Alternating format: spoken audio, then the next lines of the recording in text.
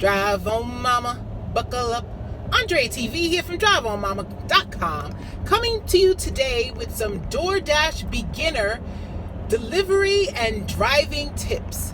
These are some tips if you are new to Doordash, if you are a new dasher, and they may be helpful for you if you are in a similar market to me, and you may be able to use some of the tips even if you are not in a market similar to mine. As you can see, I drive in the city. I live in the Maryland, DC, Virginia area, and my markets go back and forth between DC and Maryland.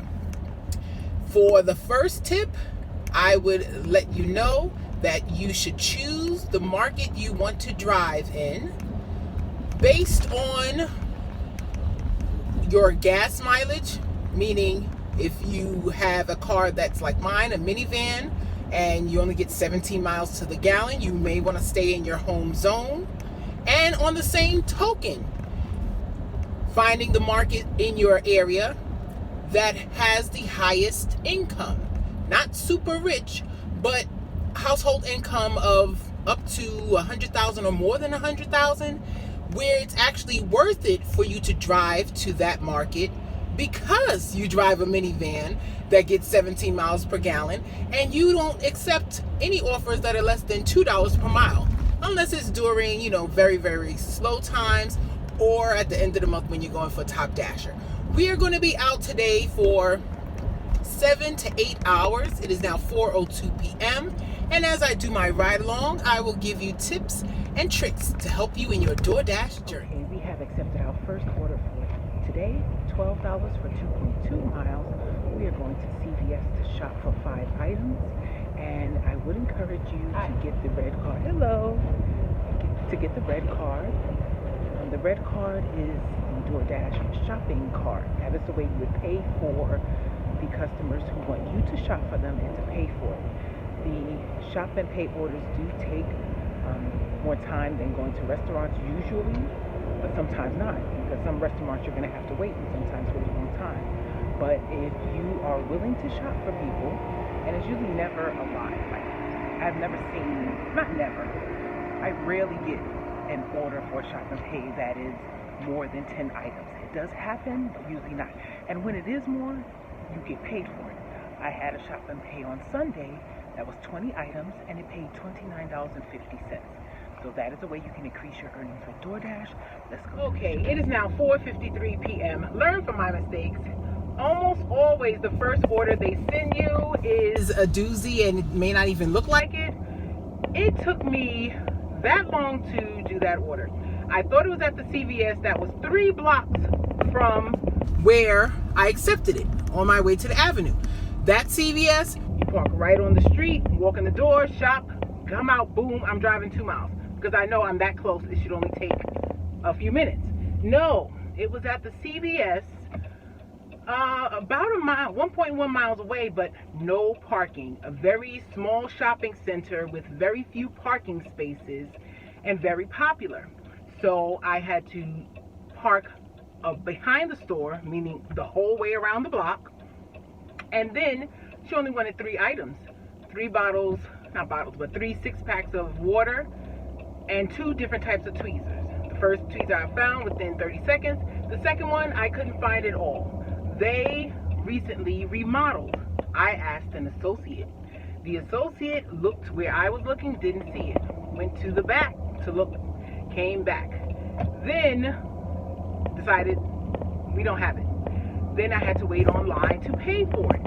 And then I had to walk back the full city block, you see, I'm sorry, with my 3-pack of water and my 1 tweezer. And I told her, I texted her, I was like, they only have the 1 tweezer that you wanted. They checked in the back, there's no other tweezers available. And she said, oh, thank you, but it's 4:53. The shops can take long. So if you're a quick shopper, it could be profitable. But at this point, we're almost at an hour and I only have $12 made. No bueno. We have accepted our next order. They sent us the order within 30 seconds of ending that last one.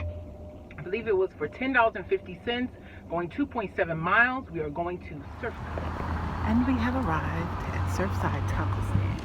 Takeout over here. Okay, there was a small hidden tip, and we did receive 14 and change rather than what was shown. And A good indicator that it will be a hidden tip is when you see a high item count and the meals are expensive. So that taco place, their meals start at like $13 and up, and one of them was a kid's meal with the juice or milk, but still, I knew with 6 items it should be more than what I was offered, and it was. And we have our next offer. We are picking up at this restaurant Parthenon. They have always been slow / I've never gotten an order from them and it'd be ready right away. I am hoping, since it is 5:14 and they should have more staff for dinner, that it is ready. Let's go get it. 5:15 right now. And we have arrived. Some people really take their Halloween decorations seriously.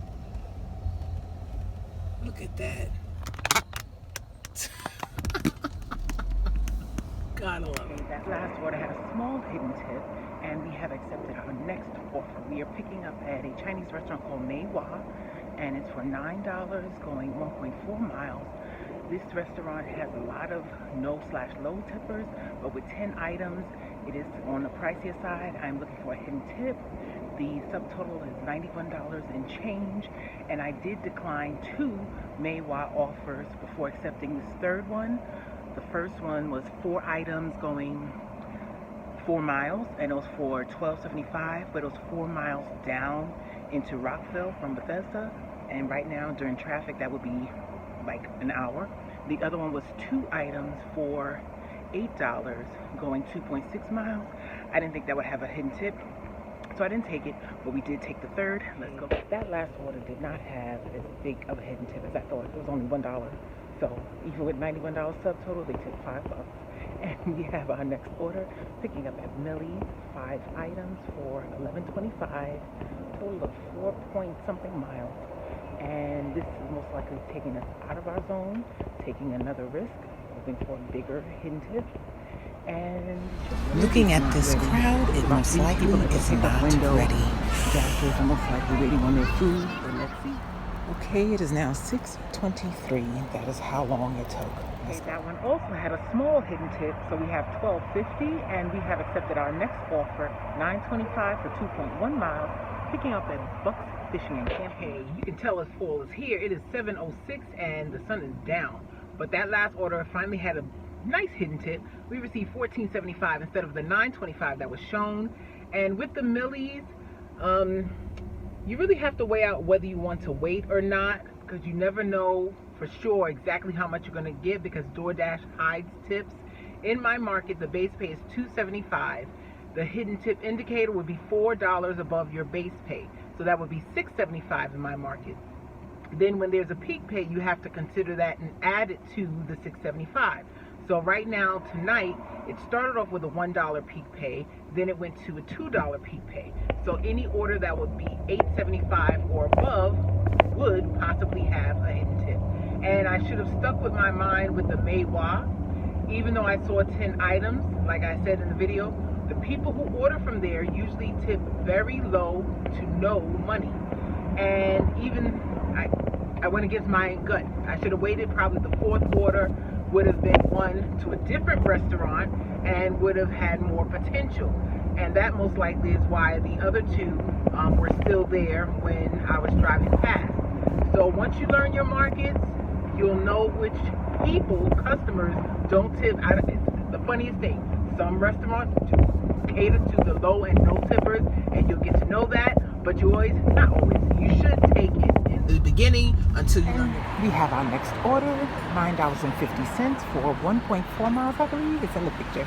Picking up at Misaku Japanese restaurant.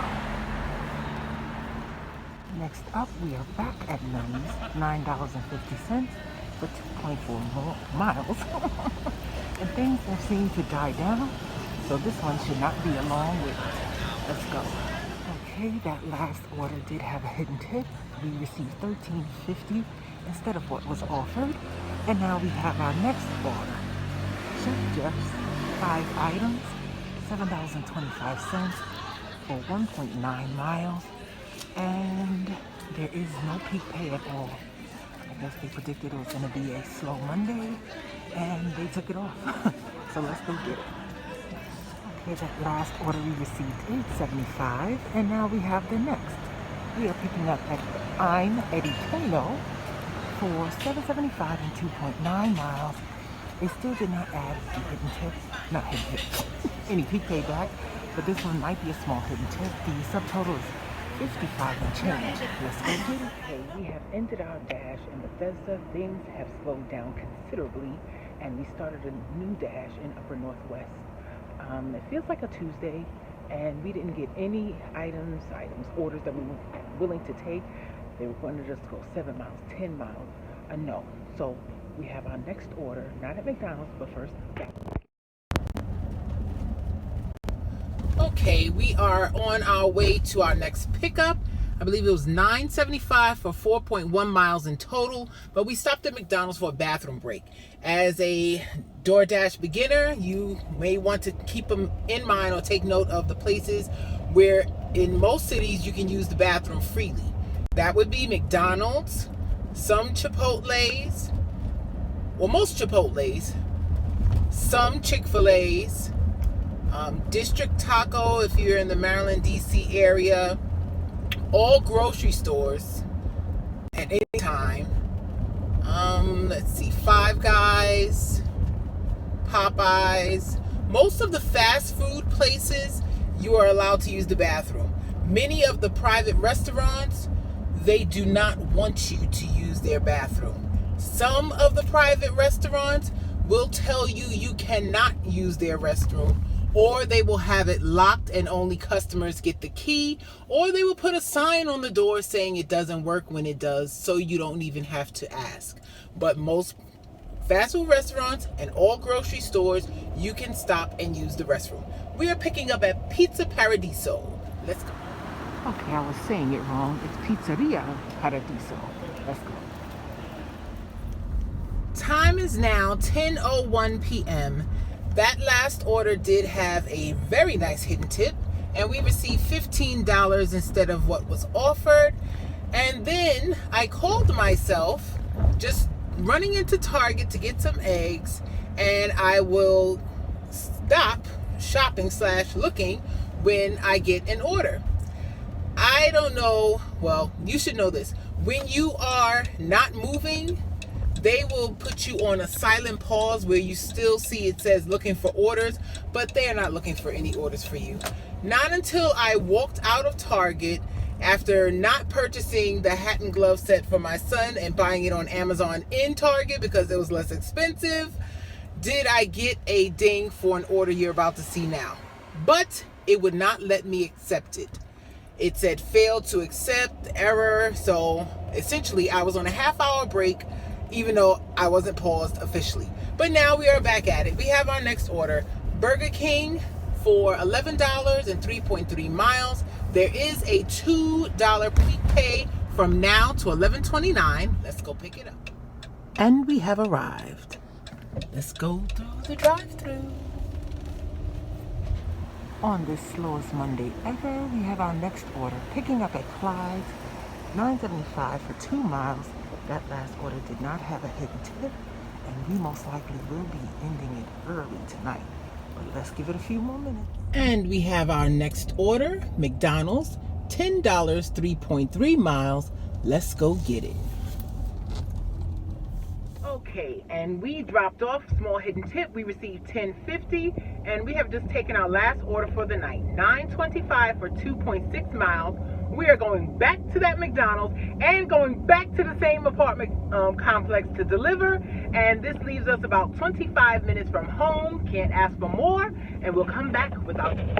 Okay, just coming back while we are waiting.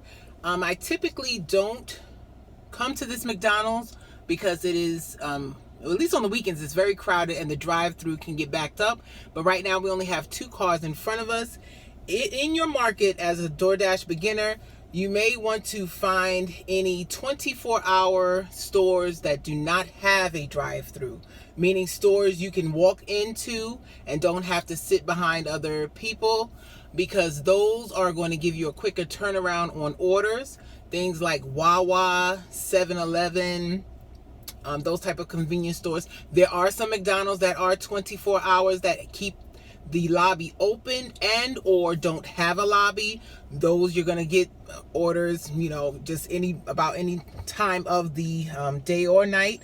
And I do most of my driving at night because I essentially my children's schedule is so busy. It's a full-time job with no money, and I work around their schedule. So we are ending, our drop-off time is by 11:41 because we have to get up at 5:30 to have the kitty kids out by 6:20, and then after everybody's at school, we start working during the middle of the day as well. So that is some driving tips. Try to find one or many stores, it's only going to be a few, that do not have drive-thrus or that the lobby is open to help you get a quicker turnaround and more orders complete. Okay, that last order is dropped off and we are done for the night. It is now 11:42 p.m. and today did not go as profitable as it could have gone. I should have known myself. That shopping order that I first took, that took almost a full hour, it was 4 o'clock, and 2 till 4 is the deadest time for any orders, at least in my market. And rather than taking that shopping order, I should have waited for a food order, even if it was less than that. I was thinking 3 items, in and out, boom. That cost me essentially 1 to 1.5 additional orders that I didn't take because that took up so much of my time. Also, try not to shop while you're working. That half hour I spent in Target thinking I'm waiting for an order and it's slow, only to walk right outside and get an order / miss an order. There were orders to be had, but it's fake. They can pick up where you are. And they know what you're doing. And not what you're doing, but your GPS. So not until I walked outside and missed that first order did I realize I could have been doing an order. I should have ran in and got the eggs and came back out, or waited for another time. So learn from my mistake. Be a better dasher than me. And I hope this helps. And here. Drive on, mama, buckle up. Drive on, mama, buckle up. Drive on, mama, buckle up. Drive on, mama, buckle up. Drive on, mama, buckle up. Drive on, mama, buckle up.